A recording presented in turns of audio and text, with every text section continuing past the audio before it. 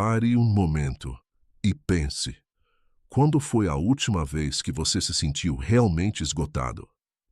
Ontem? Na semana passada? Ou talvez você já sinta que esse cansaço virou seu estado normal? Meu nome é o Dr. Mateu Flores e hoje eu quero contar a história de um paciente meu, que vamos chamar de Carlos, um homem aposentado de 68 anos que adorava passar tempo com os netos. Ele chegou ao meu consultório reclamando de uma fadiga que simplesmente não lhe dava trégua. Doutor, ele me disse, acho que a idade finalmente está chegando. Já não tenho a energia de antes. Tinha abandonado as caminhadas. Já não conseguia pegar os netos no colo e passava as tardes dormindo na poltrona. A família repetia que era normal para a idade, mas algo no olhar dele me dizia que aquilo ia muito além de estar ficando velho. Carlos estava confundindo uma fadiga extrema com velhice. O que ele não sabia é que, em silêncio, o fígado dele estava entrando em colapso. O seu motor interno, a usina de energia do corpo, estava se apagando, e o cansaço era apenas o primeiro de muitos sinais de alerta que o corpo tentava acionar. O fígado é o órgão mais silencioso do corpo humano. Trabalha 24 horas por dia, realizando mais de 500 funções metabólicas vitais, sem que você sinta absolutamente nada. Processa cada medicamento que toma, cada grama de álcool que bebe, cada toxina ambiental que respira. Converte os nutrientes da sua comida em substâncias que seu corpo pode usar e armazenar. Produz a bile necessária para digerir as gorduras. Regula seus níveis de glicose no sangue, armazenando e liberando açúcar segundo as necessidades do organismo. Fabrica as proteínas essenciais para que seu sangue coagule corretamente quando você se corta. Sintetiza a albumina, que mantém o equilíbrio de líquidos no corpo. Elimina as células sanguíneas velhas e recicla seus componentes. Armazena vitaminas e minerais cruciais como ferro e as vitaminas A, D, E, K e B12. E faz tudo isso sem reclamar, sem pedir atenção, sem enviar sinais de dor até que o dano já seja considerável. Esta característica nobre do fígado é também sua maldição. Diferente do coração, que avisa com dor no peito quando algo está errado, ou do estômago, que faz você saber imediatamente quando comeu algo que não caiu bem, o fígado pode estar perdendo até 70% da sua função antes que apareçam sintomas evidentes. Pode estar coberto de gordura, inflamado, cicatrizado, e você seguir sua vida cotidiana sem a menor ideia do desastre que está se gestando no seu interior. Essa capacidade de compensação é impressionante do ponto de vista biológico, mas devastadora do ponto de vista clínico. Quando finalmente o fígado grita pedindo ajuda, frequentemente já estamos nas etapas avançadas de doença hepática, onde as opções de tratamento se reduzem drasticamente e a reversão do dano pode ser impossível. O primeiro sinal, a fadiga persistente e fraqueza extrema, é muito mais complexo do que a maioria imagina. Não falo do cansaço normal que você sente depois de um dia ocupado ou uma má noite de sono. Me refiro a um esgotamento profundo, visceral, que não desaparece sem importar quantas horas durma. É o tipo de fadiga que faz levantar da cama pela manhã parecer escalar o Everest. Subir o lance de escadas deixa você sem fôlego. Tomar banho se converte em uma tarefa que requer descansar depois.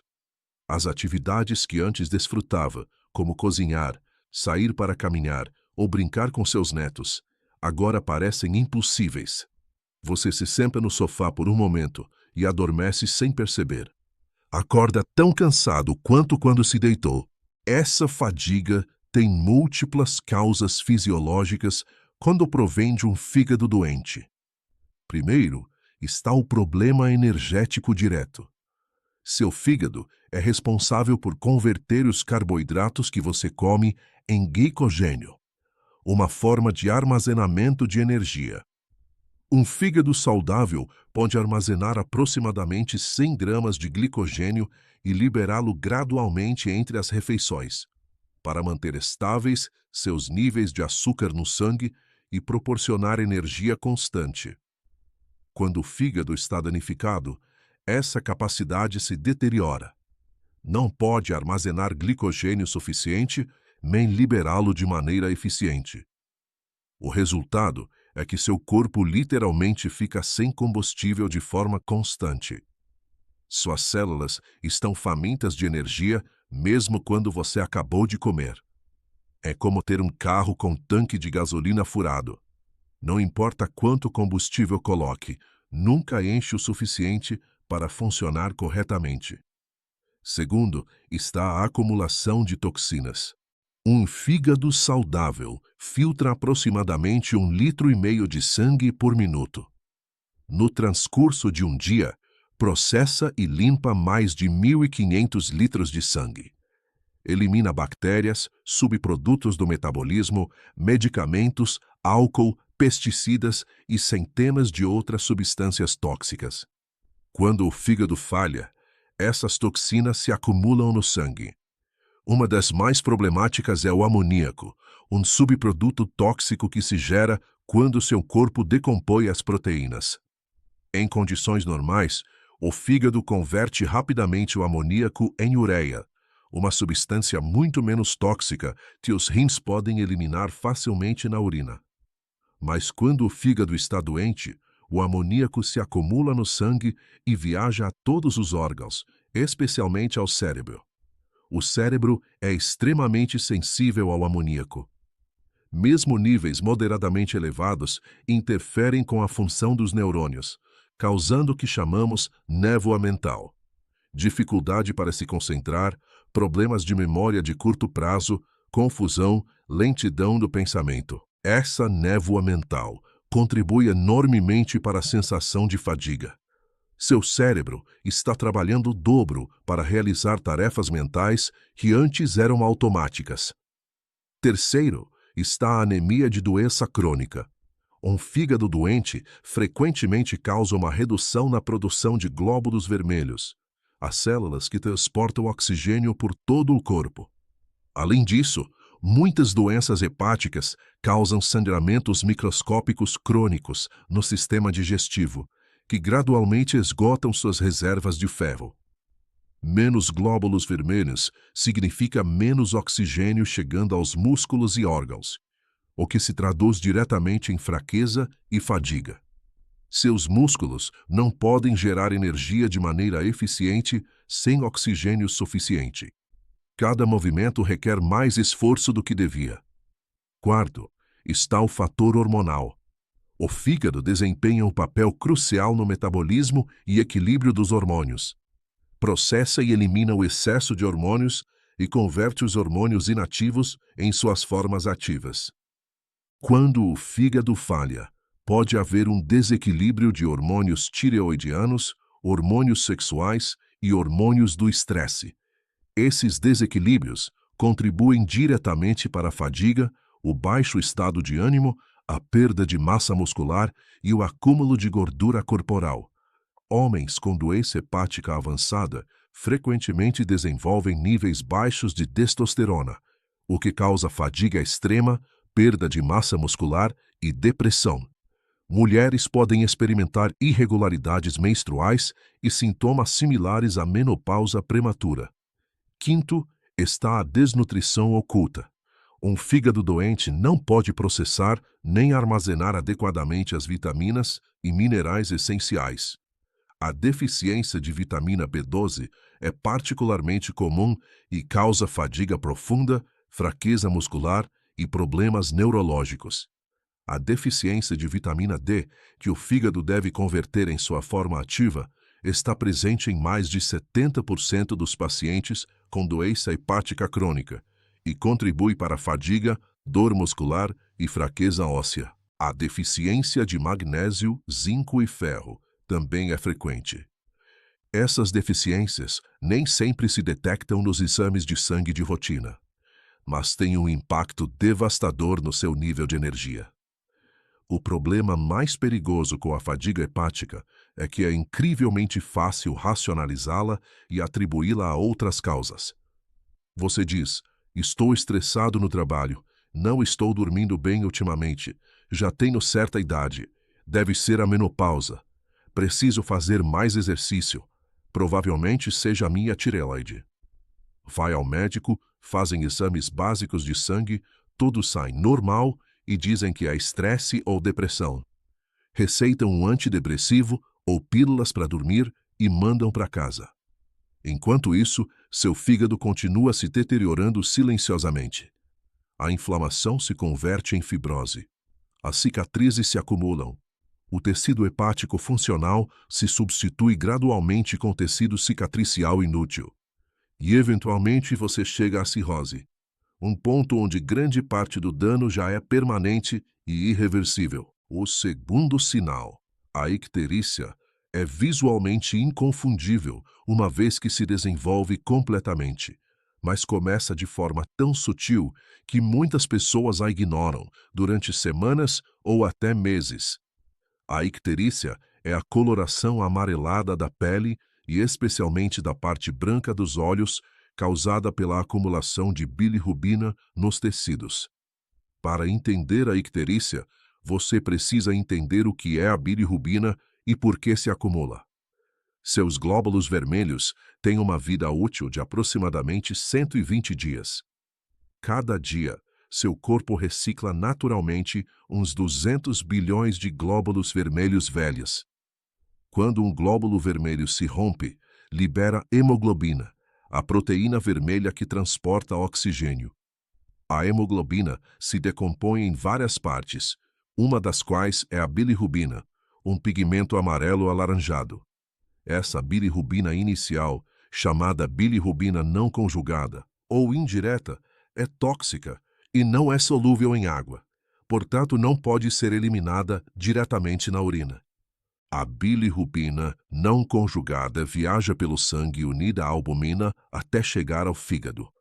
Dentro do fígado, as células hepáticas capturam a bilirrubina e a processam mediante um processo chamado conjugação, onde se une a uma substância chamada ácido glicurônico. Esse processo converte a bilirrubina tóxica em bilirrubina conjugada ou direta, que é solúvel em água e muito menos tóxica. A bilirrubina conjugada se excreta na bile, o líquido digestivo amarelo esverdeado que o fígado produz. A bile flui desde o fígado, através dos ductos biliares, até a vesícula biliar, onde se armazena e concentra. Quando você come alimentos gordurosos, a vesícula biliar se contrai e libera a bile no intestino delgado, onde ajuda a digerir e absorver as gorduras. No intestino, as bactérias intestinais convertem a bilirrubina em outras substâncias, principalmente urobilinogênio e estercobilinogênio, que eventualmente se oxidam e se convertem em estercobilina. A estercobilina é o pigmento marrom que dá às fezes sua cor característica. Uma pequena quantidade de urobilinogênio se reabsorve o sangue, volta ao fígado para ser reciclada ou chega aos rins e se excreta na urina como urobilina, dando à urina sua cor amarela normal. Esse processo complexo pode falhar em vários pontos quando o fígado está doente. Na hepatite aguda ou crônica, o fígado está tão inflamado e danificado que as células hepáticas não podem capturar e conjugar eficientemente a bilirrubina. Na cirrose, há tão pouco tecido hepático funcional que simplesmente não há células saudáveis suficientes para processar toda a bilirrubina que se produz diariamente. Na obstrução dos ductos biliares, seja por cálculos biliares, tumores ou inflamação, a bilirrubina conjugada não pode sair do fígado e retorna ao sangue. Em todos esses casos, os níveis de bilirrubina no sangue aumentam, às vezes até 10 ou 20 vezes acima do normal. Quando a concentração no sangue supera aproximadamente 2 a 3 miligramas por decilitro, a bilirrubina começa a se depositar nos tecidos, especialmente na pele e nas membranas mucosas, tingindo-as de amarelo. A icterícia sempre aparece primeiro nos olhos, porque a esclerótica, a parte branca do olho, contém muita elastina, uma proteína que tem alta afinidade pela bilirrubina. Além disso, a esclerótica é branca, portanto, mesmo uma coloração amarela muito leve é imediatamente visível, especialmente sob luz natural. Em pessoas com pele clara, a icterícia da pele se nota rapidamente, primeiro no rosto e depois se estendendo para baixo. Em pessoas com pele mais escura, a icterícia da pele pode ser mais difícil de detectar visualmente. Por isso, olhar os olhos é absolutamente crucial. Você também pode revisar o interior da boca, especialmente o palato duro e a pele debaixo das unhas, onde a icterícia pode ser mais evidente. Tive um paciente, um homem afrodescendente de 55 anos, que veio porque sua esposa notou que os olhos dele tinham um tom amarelado. Ele não havia percebido porque nunca se olhava de perto no espelho. Quando o examinei, a icterícia era óbvia nos olhos e no palato. Os exames mostraram níveis de bilirrubina de 15 miligramas por decilitro, 6 vezes o limite superior normal. Uma ultrassonografia revelou cirrose severa com um tumor hepático inicial. Se sua esposa não tivesse sido tão observadora, ele provavelmente teria esperado até ter sintomas muito mais graves. O terceiro sinal é dor ou desconforto no quadrante superior direito do abdômen. Muita gente confunde isso com simples má digestão ou gases. Uma dor surda ou sensação de pressão logo abaixo das costelas do lado direito. Coloque a mão direita onde termina a caixa torácica, desse lado. É aí que seu fígado mora. Normalmente não se trata de uma dor aguda e pontada, embora possa chegar a ser. Na maioria das vezes, meus pacientes descrevem como uma sensação persistente de estar cheio, de que tem algo ali, uma pressão constante que não desaparece. O fígado em si não tem muitos nervos de dor, mas ele é envolto por uma membrana fina chamada cápsula de Gleason, e essa cápsula é cheia de terminações nervosas. Quando o fígado adoece por acúmulo de gordura, inflamação ou cicatrizes, ele começa a inchar. Esse aumento de tamanho estica a cápsula de Gleason, como se você inflasse um balão dentro de uma sacola que já não tem mais espaço.